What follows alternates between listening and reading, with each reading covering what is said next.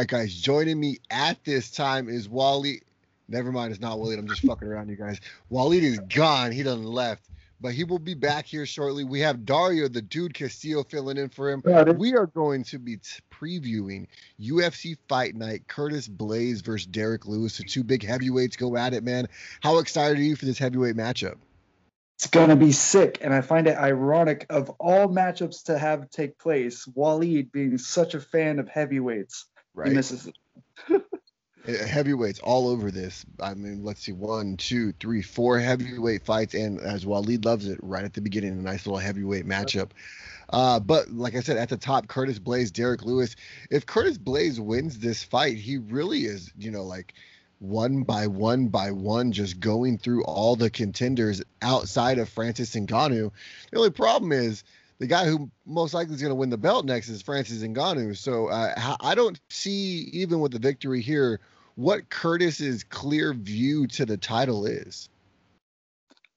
Well, I mean, he's got to step that wrestling up. That is the key to beating Ngannou. As we saw with Stipe, he was able to execute it. Ngannou's a freak of nature. He's a powerhouse, and he's only getting better. So this next fight, I mean, depending on how Francis comes out, I would be super surprised if Francis actually implements his own kind of wrestling game and just looks to just completely demolish Stipe in that. If he comes out looking like that, I don't see any possible way for Curtis to possibly trump that. But who knows? I mean, Curtis, he's a really young dude. He's super athletic for the heavyweight division. And who knows? I mean, if he's able to work his wrestling game a lot more and then mix it up with the hands, we could see a whole new evolution of him. This Saturday is an interesting matchup, though, because even though I do not believe in MMA math or any of that, Derek Lewis does hold a victory over Curtis Blaydes' biggest kryptonite, Francis Ngannou. They obviously fought back. I believe it was like UFC 236. It was horrible. Okay, I was there. It was fucking garbage. I thought it was going to be great. It wasn't. But that's neither here nor there. Co-main event, still a very good, intriguing matchup in the bantamweight division. Caitlin Vieira taking on Yana Kunitskaya. I really like Caitlin Vieira. I honestly thought that she was going to be the lady to go on and fight Amanda Nunes and beat her one day. Obviously, the loss to Irene Aldana really fucked that whole up. Sijara Eubanks, so in her last fight, really, made a big effort to get back in that title picture. Big names all around it, though. Obviously, we have Jared Gordon, Andrei Arlovski, Frank Mir is back. Not really. He's not really back. But his lookalike is here. Tom Aspinall, all up in here, all 6'5" of Mr. Tom Aspinall. Looks exactly like fucking Frank Mir. Every time I see him, I'm like, damn, bro. If you and Frank Mir's daughter had a baby, y'all would look the same. Seriously. Rocking that Chico mustache. It's crazy. Right? Dude, the amount of power this guy rocks, and he looks super comfortable on the ground. I mean, 9-2.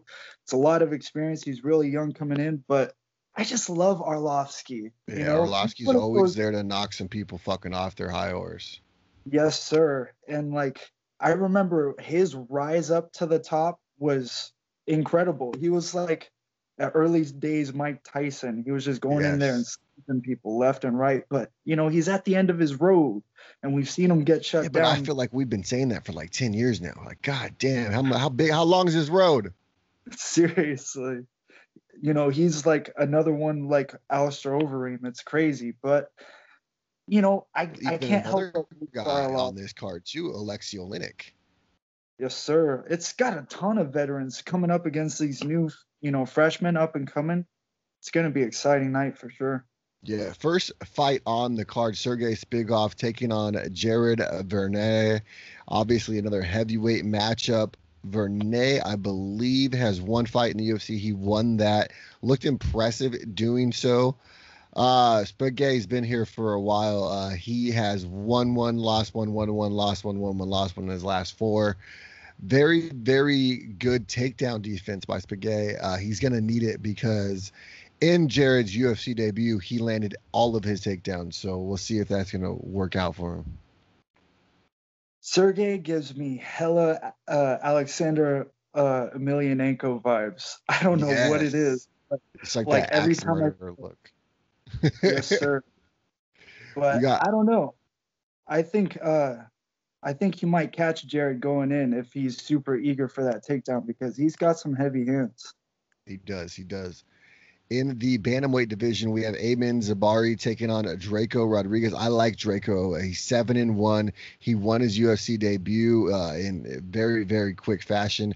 Very dominant on top. He spent 6 minutes of that fight, just controlling the top game, 100% takedown accuracy. Just like I said, completely dominant. To hold somebody down for over an entire round, obviously 6 minutes, that's a long time to be on the ground. And that takes a lot of work. It's not easy. Right. I do it to Dario all the time in training. In your dreams, buddy boy.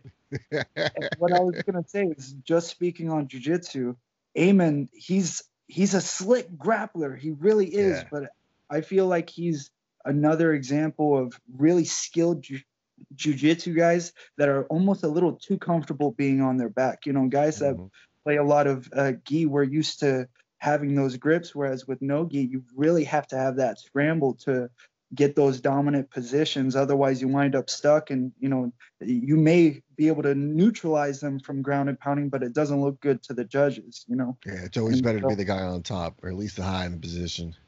Exactly. As my teammate always tells me. But I feel like that might be his downfall this fight. I really think Draco Rodriguez is gonna come out on top in this. I'm excited for that one.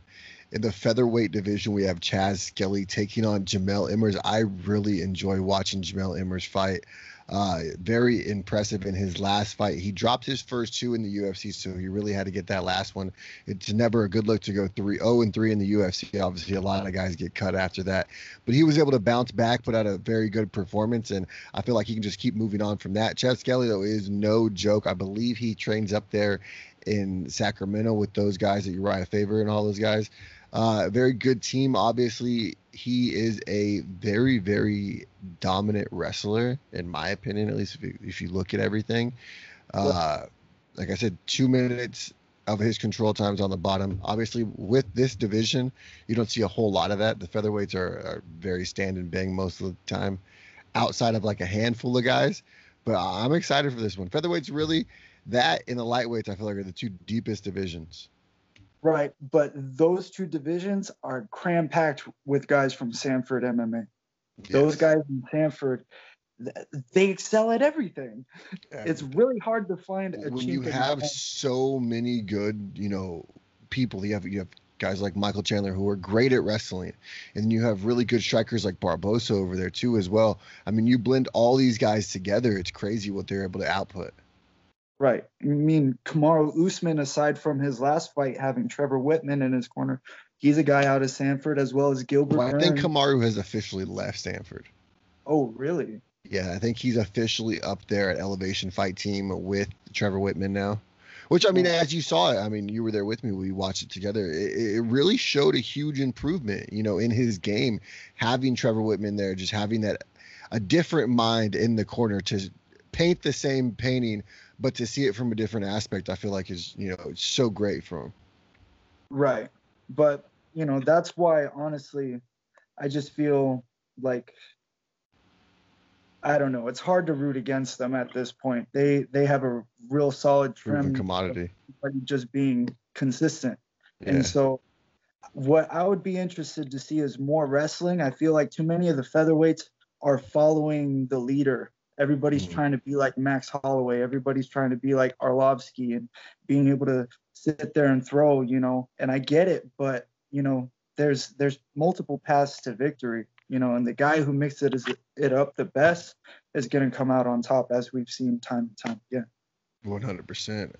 In the women's flyweight division, we have Shanna Dobson going against Casey O'Neill. Shanna Dobson had a great, I believe it was the biggest underdog story of last year when she took out Agapova. I believe Agapova was like a plus 900 favorite in that fight. Shanna Dobson coming into that fight on a three-fight losing streak. Obviously, she didn't lose to anybody that was, a slouch. Liz Carmouche, Sabina Mazo, who I don't remember who their other fight was, but I mean, like I said, no slouches. Those two women are ascending themselves in this 125-pound division right now. So it's an interesting fight. Casey O'Neill is making her UFC debut. I don't know a whole lot about her. She's 5-0 coming into this fight, so I'm excited to see what she brings to the table. Right. And, you know, with one knockout, one submission, coming in 5-0, the UFC is just a completely different kind of You're in a animal. Shark Tank. Right. And I don't think it's just the caliber of fighter that people are around, but more so the mental aptitude you have to embrace that kind of a spotlight. You know, Well, you and I it's have talked about it before. This game it's a huge mental game as well as a physical game. You can have all the physical advantages in the world. If you can't mentally put them all together that night, it's not worth a damn. exactly. And so this is what I love about what the UFC has been able to do as of late, is they put on the fights that make sense. Yeah. Like, yes, that's exactly what we need. And all these people up and coming, it really gives them a chance to prove it. Well, I feel like that Jarek Minner Charles Rosa fight here later, another great example of that. Put together very well. Another fight also. This very next fight, the featherweight bout between Rafael Aviv versus Patrick Sabatani. I'm excited about that one. I love Rafael Aviv.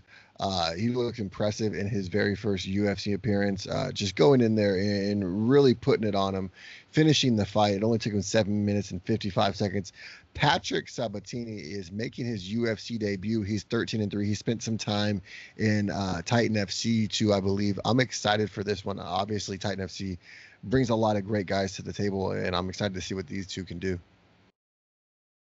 Seriously. And so that's why, like, featherweights, they're pouring in because yes, they know that great they have division. that opportunity. It's a couple fights away. Anybody could be at the top and really be able to get that spotlight. So it's going to Well, be. I mean, that's like the Achilles heel too. It's such a good division that it takes literally a good 5-6 win streak to get to that title shot. And at that time, you have gone through a murder's row just to face an Alexander Volkanovski who is a killer.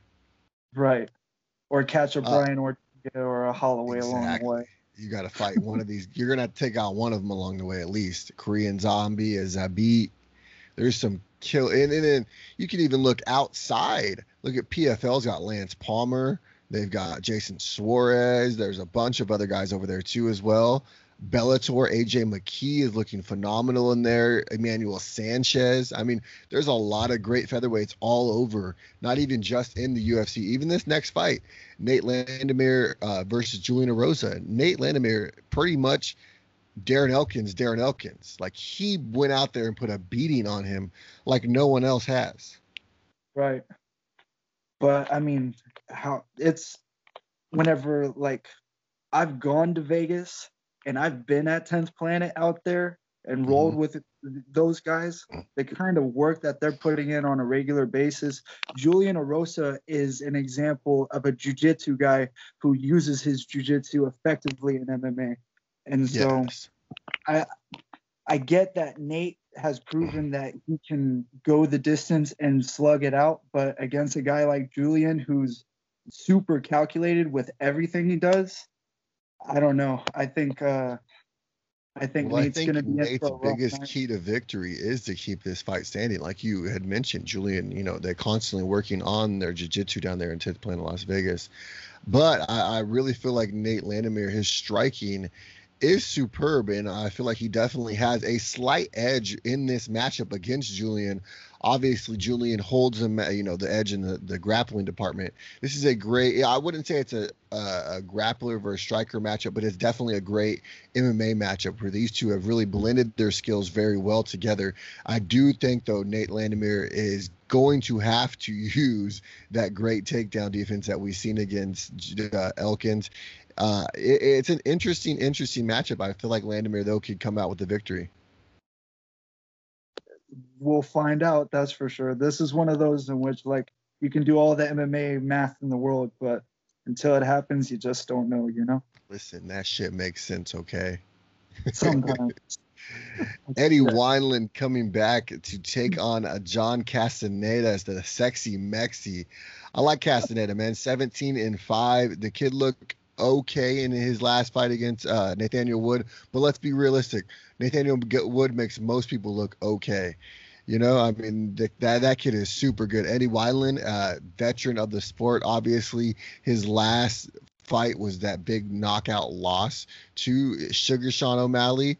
So it's an interesting matchup, man. Eddie Wineland, obviously at the end of his career. Castaneda, I feel like, is obviously an up and comer. Still on, he's not a younger guy. He's what? Let's see, 91. So he's what, 29, 29 years old, about to be stepping into his prime.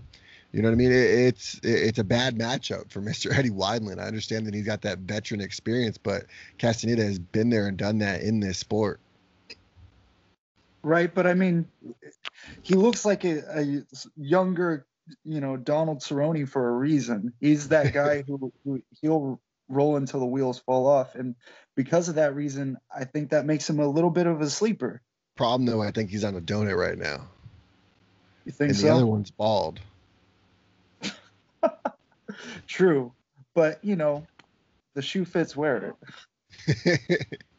Another intriguing matchup. When I seen it, I was like, "Wow, this is fucking a great lightweight matchup." Jacaro Close taking on Luis Pena. Obviously, we've seen what Jacaro Close was able to do in his last fight against Daniel Dariush. Back and forth matchup. Now that has propelled Dariush into a bigger and much brighter spotlight. Obviously, talking about maybe even possibly rematching Do Bronx down the line. But Luis Pena also lost his last fight to Kamaru Worthy. Both these guys coming out the loss, looking for an impressive performance.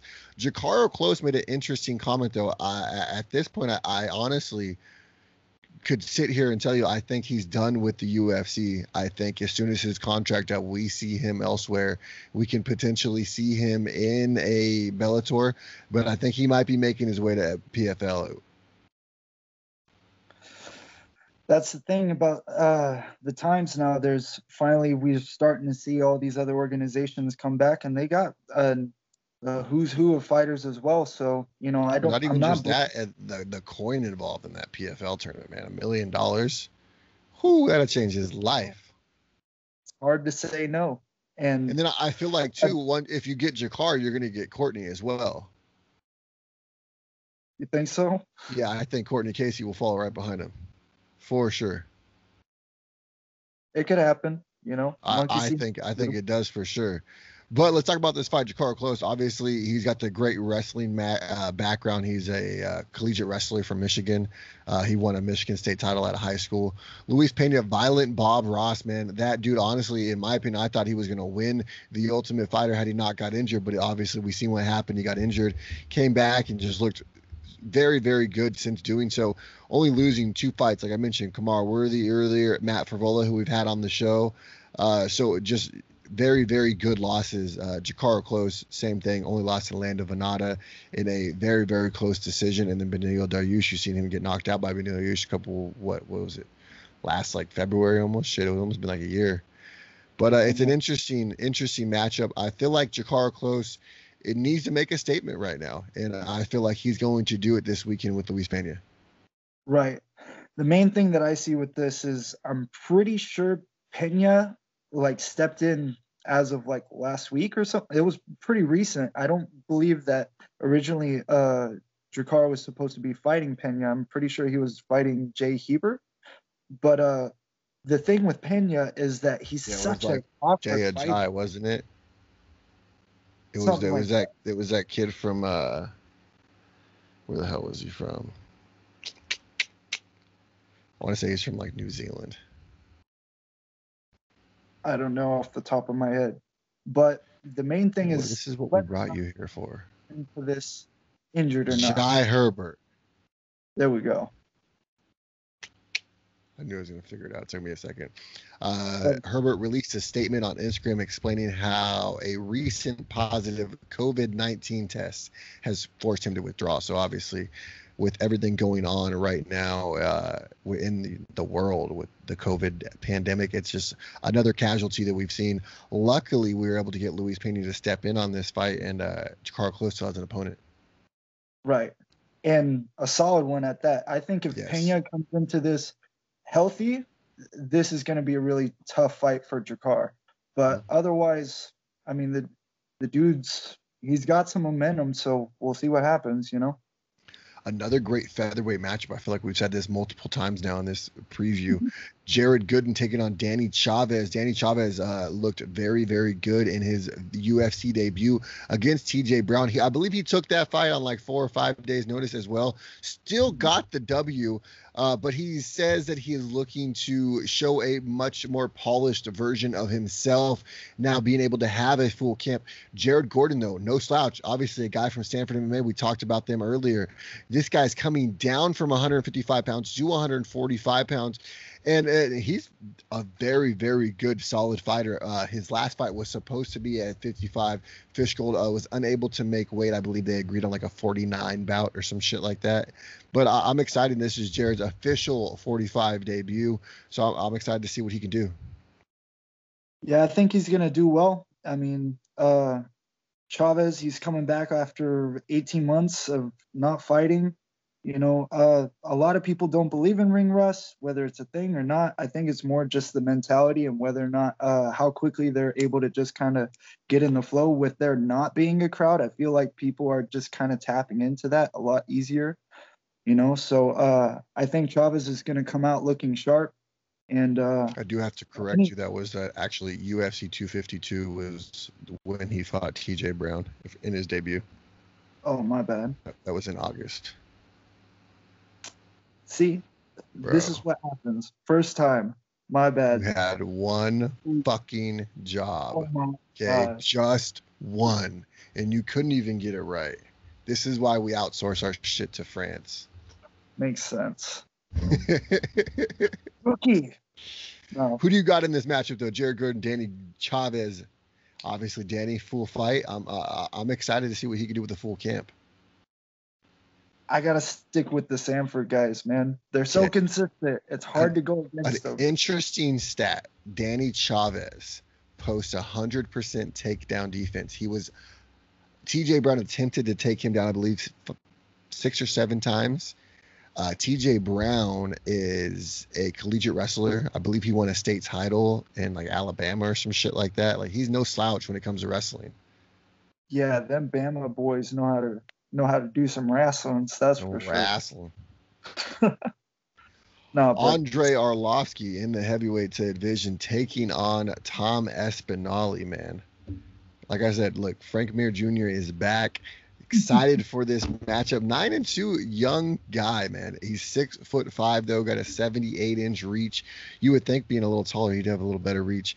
The biggest problem I feel like with this heavyweight division is it's so top heavy that you don't really get to understand these guys until they have to fight these big names. So where other divisions, like the featherweight division, you can see these guys on their rise, on their way up. You know what I mean? These guys in the heavyweight division really have to cut their teeth against some of the greats. Seriously. And so here's just a passing of the torch, perhaps. Do you think so? I think so. Aspinall is completely undefeated in his 2 octagon appearances. He looked very well in both of them. Average fight time 1 minute and 10 seconds in his UFC debut. That is a very, very strong statistic. But Andre Arlovsky took out the young upcoming Tanner Boser in his last fight. Maybe he's looking to do the same again against Tom Aspinall. You think he's having a resurgence? I wouldn't say in a resurgence, but he's definitely the right guy to him. And Overeem, I feel like, are just like crowding this top 5 and just like the gatekeepers from hell. You can't even go past them because they're going to be here forever. Seriously. But, I mean, if you make it, if you find the way, you definitely solidify yourself in the top of a tremendous, tremendous place to be. I mean, it's like boxing. Anytime people thought of, okay, who's the greats? Majority of the time you think of like, you know, Mike Tyson, Muhammad Ali, Joe Frazier, George Foreman, all heavyweights. You know, those are the cream of the crop. So to be in the UFC of all promotions and at the top of the division, like there comes a lot of weight with that. Well, I feel like a lot of people even say, even boxing analysts say it, that the UFC heavyweight champion is literally the baddest man on the planet. This fight opens up the main card. I feel like it's a great fight to open up this main card. It's really going to bring in a lot of excitement. I agree. Another great middleweight matchup, which brings me into our next segment. Dario Castillo going to be doing a middleweight tournament in Montana, man. How excited are you for that Fusion Fight Night, man? We have your first fight March 30th. We'll obviously do a separate interview for it a little later down the road, but on March 20th, how do you plan on going down there and doing the damn thing? Just focus on fighting. That's it. Before I was going to go in there, do a little dick twist and walk out. Hey, whatever's clever, you know. We'll have W. Give me a warning. I'm just joking. No, but I'm excited, man. You know, been long-awaited opportunity, and just it's the right fight at the right time, and so just gonna go out there and get it done. You know. No, I'm excited to finally get to watch you get back in this cage. I feel like we're about to see a resurgence from you, and I can't wait to see it. But this middleweight bout, another one I can't wait to see. Philip Haas taking on Nazardine Imanov. Obviously, both are 9-2. Somebody's 9-2 has to go. Both of these guys have looked very impressive in the UFC. Nazardine has a 100% takedown defense. I do not see this one going to the ground. I feel like these two are going to keep it standing banging. Both of them very exciting middleweights. They both land in the higher 4 strikes per minute for a middleweight. That's pretty high, especially in the UFC when you look at everyone who just faints and faints and faints and faints. Right. Well, they just pull the trigger and just let it go. I mean, doesn't Haas have a 18-second knockout? Haas's average fight time in the UFC is 2 minutes and 59 seconds, and that is in 3 professional fights. That's insane. He does not waste any time whatsoever. You do not get paid by the minute in the UFC. You get paid by the fight. Exactly. But whenever you're going up against a Dagestani Russian, it's hard to keep those guys off of you. If he doesn't land that shot. This is a Dagestani Russian who likes to keep the fight standing. Right. But, I mean. He's always got it in his back pocket, though. True. Just pull that wrestling out whenever. He does have 4 submission wins, so it's not like he's foreign to being on the ground. But a lot of those are Nate Diaz type submissions where they're set up from the striking. Right. You smother them until you force them to pick their position. Exactly. Now, a man who is very good at that is heavyweight Alexei Oleinik. If you look at his record, it's like a professional boxing record. 59-14-1. Craziness. This dude has more professional fights than most of the entire card combined. Seriously. Whenever a guy's just got that much experience and still going, like he's like a Saenchai almost. Yeah, not quite like a Saenchai, but in the fact that he has dealt with pretty much every card you could potentially throw at him. He's so comfortable. His last 5 opponents: Alistair Overeem, Walt Harris, Maurice Green, Fabricio Verdum, and then Derek Lewis. Just a who's who and a slew of craziness. Look, Verdum is probably one of the favorites to win the PFL's $1 million. Lewis is in the goddamn main event. Harris is right up in there when he talked about, legitimate heavyweights right now. And then Green and Overeem as well, too, guys who were right there in the thick of things. Seriously. No easy matchups for Mr. Alexei Oleinik. I believe he said he doesn't know much about his opponent, but he doesn't really care because at this point he's just going to go in there and play the boa constrictor game. Pretty much. The Hercules choke. So sneaky with those Ezekiels. It's ridiculous. Right. I have a hard time Ezekieling people in a gi, let alone without one. It's like, what kind of that man is an interesting being. And that's how good his jiu-jitsu is. You know what I mean? Like, He is so on a completely different level than people realize when it comes to the heavyweights. He reminds me of Frank Mir and how he was able to just sustain a very long career by just using very good high level jiu-jitsu. Seriously. Another interesting featherweight matchup. I think this is the last time we say this for this event, but it's definitely not for the fucking short notice at all. Charles Rosa, Boston Strong, is taking on Derek Minner. We actually have an interview with Derek Minner lined up. Everything's going to be on the pipeline. It should be out in the morning. I'm excited for that one, though. This is a very intriguing matchup. Derek Minner said pretty much to me earlier that there is no way Charles Rosa beats him, and that everything that Charles Rosa does good plays right into Derek Minner's game plan. Sounds like a winning mentality to me, man. 100%. I'm excited for this one. It took him all of like 30 seconds to win his last fight by a very clean guillotine. Obviously, like I said, listen, they don't get paid by the minute. They get paid by the fight. In and out, let's go. Charles Rosa's last fight, he won against Aguilar. His last fight before that was that very intriguing matchup between him and Bryson Mitchell. I was very interested to see that one go to the ground. The thing is I feel like if Rosa wins, it's going to be off of his back. You know what I mean? He's going to submit him from off his back. Minor, though, I feel like he's going to be a lot of control on the top. His wrestling is superb. Dude, Minor has 22 submissions, bro. Yes. 22. No slouch. It's hard enough to grapple in MMA, let alone just sinking that in 22 times to win, whereas freaking Rosa has 7 submissions, but he's up and coming. So you definitely know both of these guys are going to be not hesitating whatsoever. And it's funny too, because you look at these two and you assume that Rosa's the bigger name.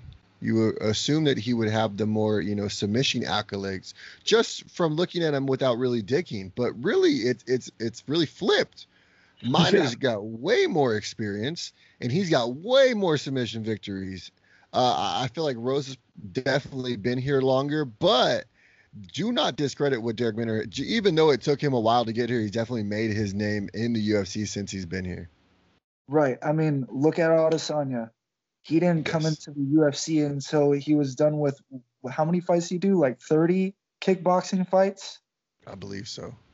In like 4 different weight classes. Exactly. So going and getting experience outside of the UFC before coming in, it seems to work for a lot of people, and it's probably the best thing you could do, because there's something for sure that's tragic about whenever people go on a small skid, or they're just, something's not operating right on the fight night or whatever it is, and you see really talented fighters wind up getting sidelined or booted from the UFC. So it seems like a smarter path to come in later on in your career as you're hitting your prime. That way you secure all that experience, and you've grown into yourself at that point. 100%. Another intriguing match of women's bantamweight co-main event: Caitlin Vieira versus Yana Kunitskaya. This one has title implications written all over it. Both of these ladies, on a 1-fight win streak, but like I said, with a win and then maybe another win, they're really on a short list of competitors for Amanda Nunes, because the champion's already beaten everybody else in that division. Caitlin Vieira, honestly, in my opinion, I thought was going to be the one woman who was going to knock her out. She lost to Irene Aldana. That kind of threw that off. I believe Caitlin took up like about a year off before that fight just because of different injuries and lingering stuff. Those are all cleared up now, and I think we now are going to see the best Caitlin Vieira we've ever seen. Unfortunately, standing on the other side of her, the former Invicta 135-pound champion, Yana Kunitskaya. True, but I don't know. She's got 5 decision wins. That means she's comfortable going the distance. Yana Kunitskaya, she has looked a little slow starting off some of her last few fights. So, I mean, the Aspen Ladd one for sure. Right. And so Vieira has a really good pace that she maintains from start to finish. So it's going to really be a matter of that was the problem. Sijara Eubanks was not able to keep up with that pace. Right. Exactly. And so I think if Yana is able to pull the trigger early, she might give Vieira a run for her money. Otherwise, she's going to get snuffed out a little too much early on and then have way too much ground to try and cover at the end. How do you feel like this one plays out between these two bantamweight contenders? I think Vieira winds up taking it. I have to agree with you on this one. I truly believe is still that Caitlin Vieira is the one biggest threat to Amanda Nunes' 135-pound title. I think there's other threats in the 45-pound division, maybe even threats that we're not even thinking about yet. But I really think that Caitlin Vieira is the biggest threat just physically to her when it comes to that 135-pound title. I pick her to win against Yana Kunitskaya. I'm excited for this matchup.